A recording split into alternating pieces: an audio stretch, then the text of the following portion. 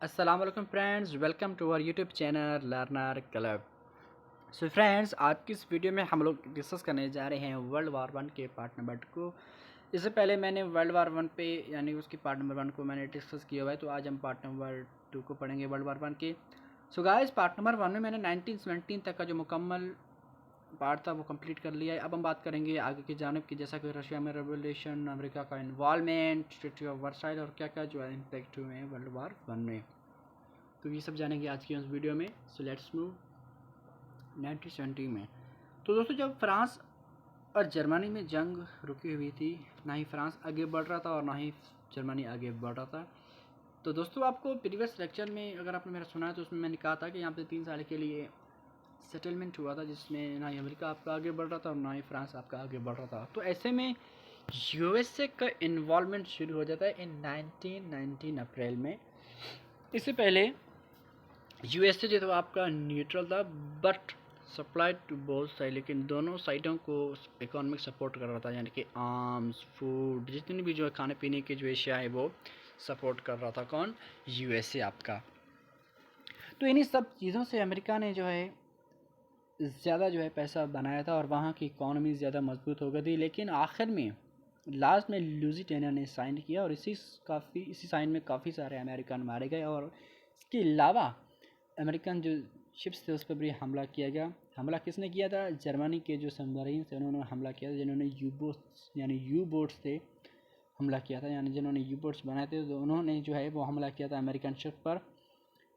तो यहीं से अमेरिका ने जो है तय किया कि जर्मनी के अगेंस्ट अब हम क्या करेंगे, जंग लड़ेंगे, वार करेंगे जर्मनी के खिलाफ। तो एक और भी रीज़न बताई जाती है अमेरिका की इस वार में शामिल होने के लिए कि जर्मनी ने मेक्सिको को अपने साथ शामिल किया, यानी उसको एक खत लिखा। किसको?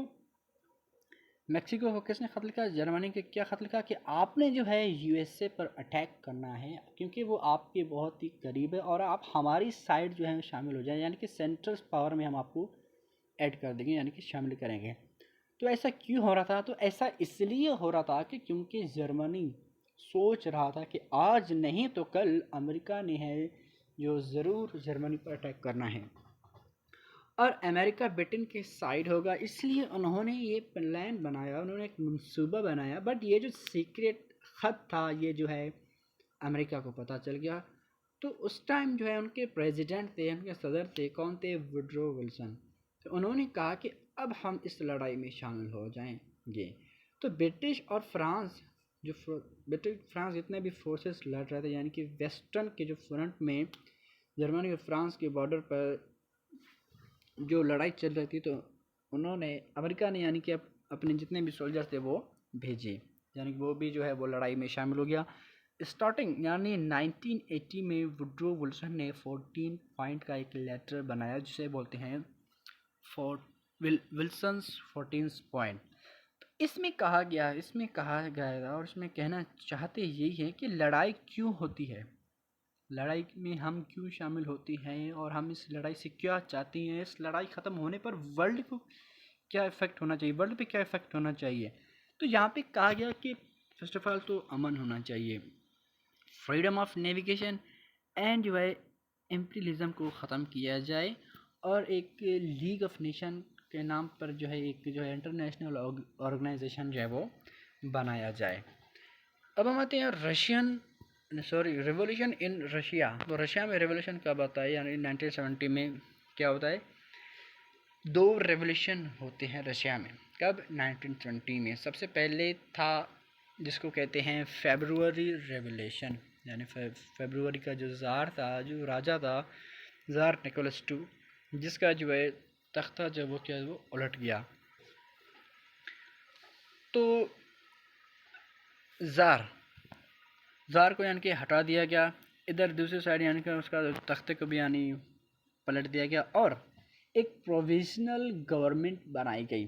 सम पीपल्स जो कि शामिल थे उस हुकूमत में, उस गवर्नमेंट में, और उन्होंने ही ये रेवोल्यूशन बनाया, और ये भी ज़्यादा देर तक ना टिक पाए, क्योंकि अक्टूबर में दूसरा रेवोल्यूशन हुआ।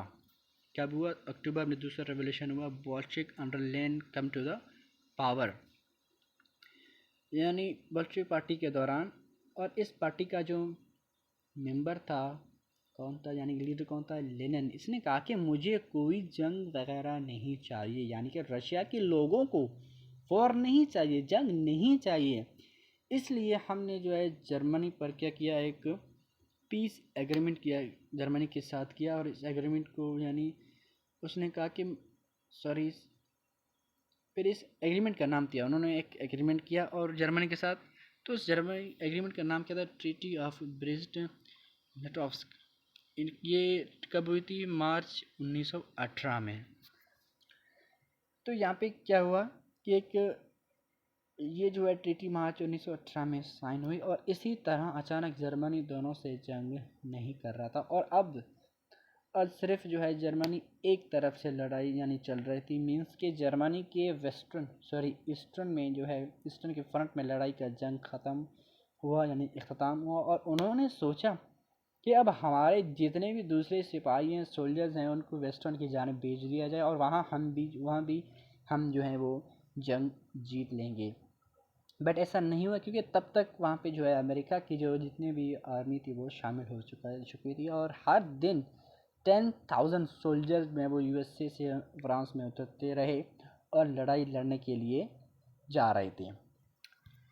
1918 आते आते 1918 में क्या होता है कि अलाइड्स आर्मी ने बॉल्कन्स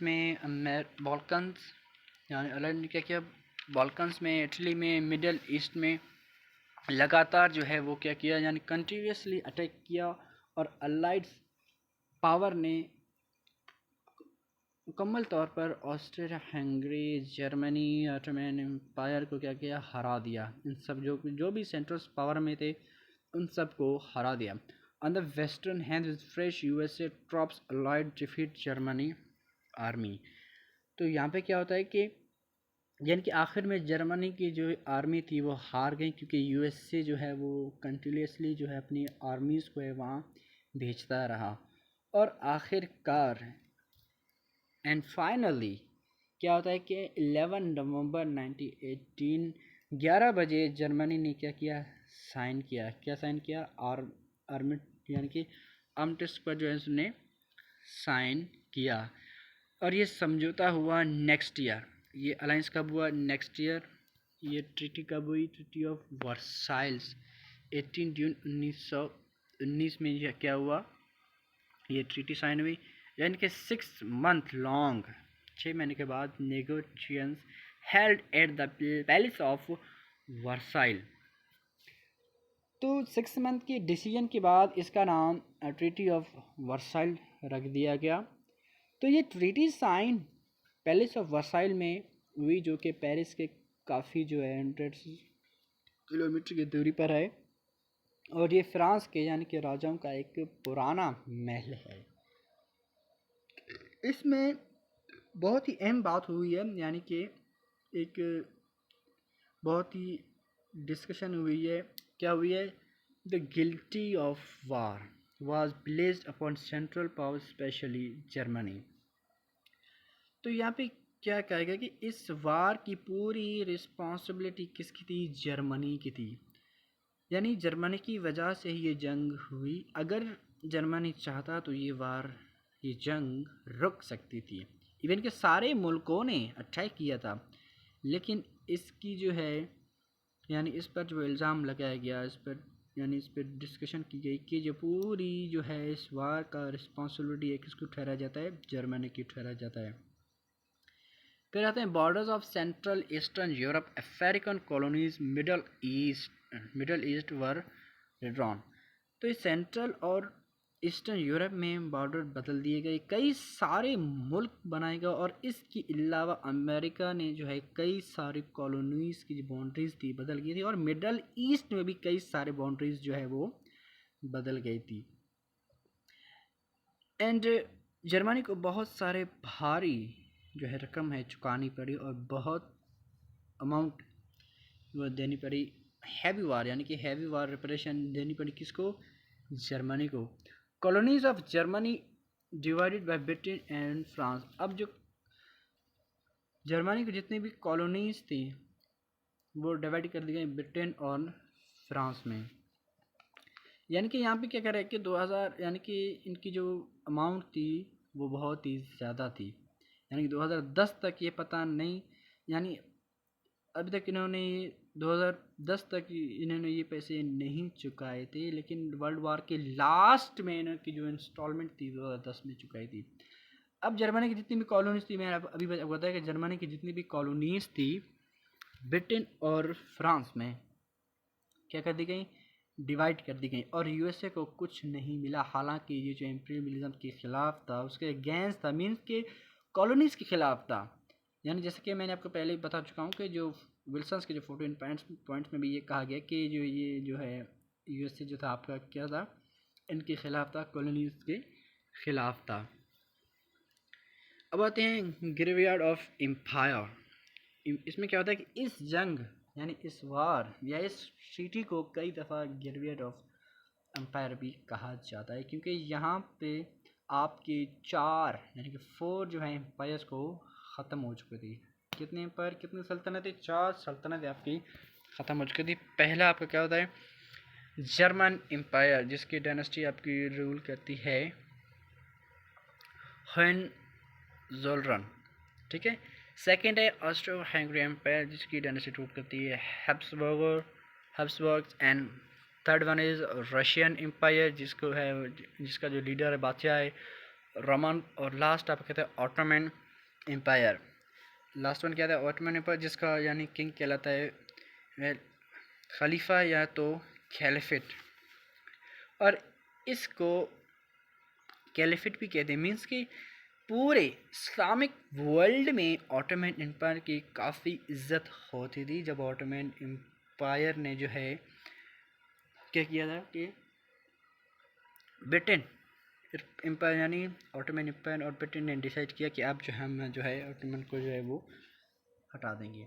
तो अब कोई भी जो है राजा नहीं होगा, अब क्या करें, कोई भी राजा नहीं होगा, तो पूरी दुनिया जो है इसके यानी अगेंस्ट सड़कों पर उतर आई, क्योंकि उन्होंने जो क्या किया था, कैलिफेट को हटा दिया था। अब ये क्या चाहते थे कि कैलिफेट को हटा दें, तो लोगों को ये मुनासिब ना लगा, तो वो लोग सड़कों पर उतर आए।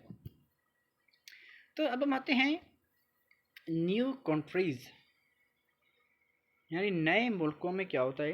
तो अब न्यू मुल्कों के बारे में बात करते हैं। सबसे पहले यूरोप में जो है बनाए गए थे आपके ऑस्ट्रिया, हंगेरियन, चेकोस्लोवाकिया, यूगोस्लाविया। तो ये सब आपके मुल्क टूट के बनते हैं, ऑस्ट्रिया हंगरी से ये सब टूट के बनते हैं। फिर एंड आफ्टर दिस आपका आता है Estonia, Latvia, Lithuania, Poland and Finland. तो ये जो हैं आपके जो है रशिया और ब्रिटेन से जो है टूट के बनते हैं। और मिडल ईस्ट में एक नाम आपका आता है पैलेस्टाइन। पैलेस्टाइन का एक नाम है जो कि यानी उसमें एक मैंडेट बनाया गया था, एक मुल्क बनाया गया था। क्या बनाया गया था, एक मैंडेट यानी कि एक कंट्री बनाया गया था। और बॉल्फोर डिक्लेरेशन के तहत जो है एक मैंडेट जो है बनाया गया था। मिडिल ईस्ट में पैलेस्टाइन के अलावा और कई सारे एरियाज़ बांटे गए, यानी कि डिवाइड किए कर दिए गए फ्रांस और ब्रिटेन के बीच में, और कुछ एरिया जो है रशिया को भी दे दिया गया। और जो है एक बहुत अहम जो है एग्रीमेंट था, वो एग्रीमेंट क्या था, साइक्स पिकॉट एग्रीमेंट। जो लाइन है यानी जितनी भी जो लाइन्स है, आज भी इसको क्या कहा जाता है, साइक्स पिकॉट एग्रीमेंट इसको कहा जाता है।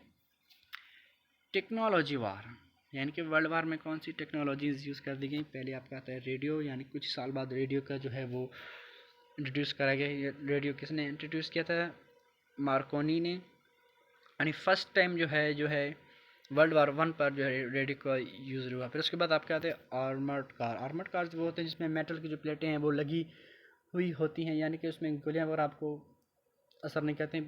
फिर ब्रिटेन ने टैंक्स का यूज़ किया, सबमरीन यू बोट्स बनाई गई, मशीन्स गन बनाए गए। और बहुत ही अहम आपका आता है मस्टर्ड गैस। फिर यहाँ पे क्या आता है आपका मस्टर्ड गैस यानी मस्टर्ड गैस। फिर केमिकल वेलफेयर, फिर एरोप्लेन यूज़ किए गए बॉम्बिंग के लिए, गोलियाँ चलाने के लिए। यानी यहाँ पे केमिकल जो है वो तेज़ी से वर्ल्ड वार वन में पहली दफ़ा जो है वो केमिकल वेलफेयर हुआ। तो आप देख सकते हैं कि यहाँ पे जो जितने भी सोल्जर्स हैं उन्होंने ये मास्क क्यों पहने हुए हैं, क्योंकि वो जो केमिकल था वो फैला हुआ था। अब आते हैं कि दुनिया में आफ्टर द मैथ यानी कि वर्ल्ड में दुनिया में क्या इफ़ेक्ट हुआ वर्ल्ड वार वन के बाद। तो शुरुआत आपकी होती है, स्टार्टिंग होती है हेल्थ से। Millions did due to disease, यानी कि पूरी दुनिया में कई लोग मारे गए और इस वजह से वर्ल्ड वार वन नहीं, इसकी वजह वर्ल्ड वार वन नहीं थी, बल्कि कुछ लोगों की मौतें डिजीज़ की वजह से हुई थी। क्योंकि उस वक़्त जो तो है यानी उस वक़्त किसी को भी ज़ख़म होता था तो उसको इलाज करने के लिए कोई भी एंटीबायोटिक नहीं थी, कोई भी यानी मेडिसिन वगैरह नहीं थी। तो फर्स्ट टाइम वहाँ पे एक अलेक्जेंडर फेमिनिन जिन्होंने जो है एंटीबायोटिक को जो है इंट्रोड्यूस किया। फिर फिर फिर इसमें एक नई बीमारी आपकी आ जाती है, स्पेनिश फ्लू। स्पेनिश फ्लू यानी बीमारी ये आई थी, स्पेन में नहीं थी बल्कि पूरी दुनिया में ये बीमारी फैल गई थी। और ये वायरस जो था 2009 में फैला था दुनिया में, और ये सिर्फ स्पेन में न था बल्कि पूरे यूरोप और ईस्टर्न जो अमेरिका में भी फैल गया था। और इसमें 50 मिलियन यानी 5 करोड़ लोग की जो है मौतें हुई। लेकिन आप देखें कि वर्ल्ड वार वन में तो 17 मिलियन लोग मारे गए थे। विद इन 2 ईयर्स 1918 टू 1920 तक जो है 50 यानी 5 करोड़ लोग मारे गए। एंड थर्ड आपका आता है shell shocked soldier. Shell shock soldier जिसमें लगातार बमबारी हुई थी। इनके पास गोले थे और वो लोग जो हैं यानी उन पर जो बमबारी यूज़ यानी गोले फेंके जा रहे थे। और आज हम इन्हें क्या कहते हैं, पोस्ट ट्रॉमेटिक स्ट्रेस डिसऑर्डर के नाम से जानते हैं ये। And this is a psychological condition. और उन पे ये यानी ये जो काफ़ी जो है रिसर्च हुई थी किन पर, इन सोल्जर्स पर, क्योंकि ये बहुत शौक में थे। और ये सब कुछ जो है वर्ल्ड वार वन के बाद हुआ कि सिपाहियों की मेंटल कंडीशन पर रिसर्च हुआ और देखा गया कि इनमें क्या क्या बीमारियां हैं। और इसके बाद फिर जो आपका जो है ये जो नाम था मैंने आपको अभी बताया, पोस्ट ट्रॉमेटिक स्ट्रेस डिसऑर्डर जो है इंट्रोड्यूस कराया गया। तो यूरोप के जो है कई जो है मर्दों की जो आबादी क्या हुई थी, वो पॉपुलेशन कम हो गई थी। Social and cultural impact. Social and cultural impact यानी इसमें क्या होता है कि इस जंग में नए आने वाले जो सिपाही थे यानी जितने भी जो आपके सिपाही थे, सोल्जर ने कई सारे जो है जितने भी आपके लड़ने वाले सिपाही थे वो क्या थे, उन्होंने बुक्स लिखी जिनमें से दो आप कहते हैं Ernest Hemingway, J R R Tolkien. तो इन्होंने क्या की, सबसे पहले इन्होंने ये दो इन्होंने क्या की बुक्स लिखी जिसके बाद जिसको नोबेल प्राइज़ इन दोनों को यानी कि नोबेल प्राइज़ भी मिला था। ये अर्नेस्ट जो हेमिंगवे था इनको एक लिटरेचर जो है नोबेल प्राइज़ मिला था। और दूसरा आपका कहा जाता है JRR टॉलकिन। जैसा कि वर्ल्ड वार वन के पहले सोचते थे कि लड़ाई के बगैर कोई भी मुल्क जो है आगे नहीं बढ़ सकता, या तो मुल्क को बहादुर बनने के लिए एक वार लड़नी चाहिए, एक जंग लड़नी चाहिए। उस वक़्त लोगों की थिंकिंग थी। अब ये जो थिंकिंग थी वो क्या हो गई, ख़त्म हो गई। बिकॉज कोई भी जंग अगर इंसान कोई भी मुल्क कोई भी जंग लड़ता है तो इसमें नुकसान उसी मुल्क का ही होता है। काफ़ी जो यूथ नौजवानों की मौतें होती हैं। इन सब चीज़ों का जो है वो नुकसान यानी कि वर्ल्ड वार में हो जाता है। यूरोप में एक बहुत बड़ा क्या था, एक सोशल कल्चर था कि औरतें जो है फैक्ट्रीज़ पर जो काम करने लग गईं। क्योंकि सारे मर्द हजरात जो थे वो सोल्जर थे और वो लड़ाई के लिए बॉर्डर्स पे गए हुए थे, यानी बॉर्डर्स पे कर, तो पीछे जो काम करने वाली जितनी भी फैक्ट्रियाँ थी वो यानी उन पे वर्कर्स नहीं थे, तो एज अ वर्कर जो थे औरतें जो काम करना शुरू हो गई। जर्मनी में जो है ये जो एक पार्टी थी हिटलर की, nationalism, rise of the Hitler in Germany in Weimar Republic, तो जर्मनी की एक पार्टी थी नेशनलिज्म, नेशनलिज्म पार्टी थी, तो वो आई थी जर्मनी में, जिसको वेमर रिपब्लिक भी कहा जाता है। इकोनॉमिक, अब इकोनॉमिक में क्या होता है, what is the economic impact of world war one. तो Great Britain went from an investor to debtor, यानी ग्रेट ब्रिटेन पहले बहुत ही अमीर मुल्क था, वर्ल्ड वार वन में काफ़ी इसने लोन लिया था यूएसए, तो इसने इसकी वजह से जो है वो कर्जे में डूब गए, यानी डिबेट में डूब गए। वर्ल्ड वार वन के जो यूएस और फ्रांस ने जो है भारी जो है यानी भारी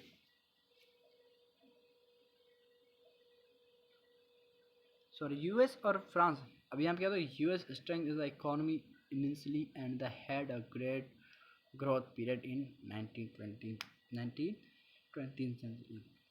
तो यूएस और फ्रांस जो है भारी अमवार में थे, यानी भारी अमाउंट में थे, तो यूएस ने क्या किया, यानी अपनी जो है इकॉनमी को इस टाइम बहुत ही तेज़ी से बढ़ा रहा था, और 1920 में जो है काफ़ी तेज़ी से इन्होंने अपनी जो इकॉनमी को बहुत ही बढ़ा दिया था। अब हम आते हैं पॉलिटिकल में क्या होता है कि Britain and France consolidated power, US international power. तो यहाँ पे क्या होता है कि ब्रिटेन और फ्रांस जो है पावर जो है ज़्यादा जो कंसोलिडेटेड हो गई थी इन दोनों की, क्योंकि इनको जर्मनी की सारी कॉलोनीज मिल गई थी और यूएस बहुत बड़ा इंटरनेशनल पावर बन गया था।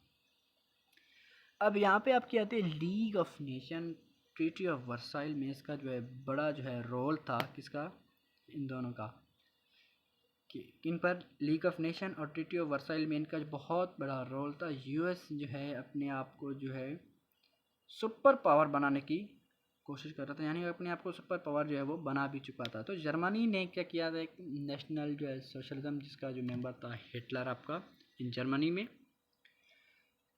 यानी कि अब क्या होता है कि जर्मनी में आपकी जो है नेशनल पॉलिटिकल जो है वो बढ़ गया था। ये हिटलर की एक पार्टी थी जिसको नाजी पार्टी के नाम से भी जाना जाता है। 1931 में इसने जो है इलेक्शन जीत कर अपनी जो है वो सरकार बना ली। तो जैसे ही मुल्कों में फिर क्या होता है कि एक पॉलिटिकल मूवमेंट होती है, यानी ये बहुत ही अहम मूवमेंट है, ये तरक्की की बहुत ही अहम जो है वो मूवमेंट है। ज़रूरी है कि, और बहुत ही ज़रूरी है, क्योंकि जब ऑटोमन को हटा दिया गया तो मुस्तफ़ा कमाल अतक टर्की ने जो है एक रेवोल्यूशन किया, और आज की टर्की में, यानी आज की टर्की में जो है ये सेक्युलर मुल्क की तरह जो है उभरा है। अब लीग ऑफ नेशन में एक पहला जो इंटरनेशनल ग्रुप बनाया गया, लीग ऑफ नेशन में क्या किया, एक इंटरनेशनल ग्रुप बनाया गया। ये ग्रुप इसलिए बनाया गया था कि दुनिया में जितनी भी आने वाली जो लड़ाई होगी उनको रोका जाए, लेकिन इस तरह से बिल्कुल नहीं हुआ। 1939 में वर्ल्ड वार 2 को इस इंटरनेशनल ग्रुप न रोक सका। तो गाइस ये था आपका वर्ल्ड वार 1। इसके मैंने दोनों पार्ट को आज डिस्कस कर दिया। पहला पार्ट मैंने ऑलरेडी आपको बताया था, दूसरा पार्ट आज हमने आपको बता दिया। तो अगर आपको हमारी ये वीडियो पसंद आई तो प्लीज़ हमारे वीडियो को लाइक करें, शेयर करें, सब्सक्राइब करें, और अपने जितने भी क्वेश्चन हो कमेंट बॉक्स में आप ज़रूर पूछा करें। यानी कि जो भी आपको समझ ना हो तो आप मुझे कमेंट बॉक्स में बता दें, ताकि मैं अपनी मिस्टेक को जो है दोबारा करेक्ट कर सकूं। Thank you so much.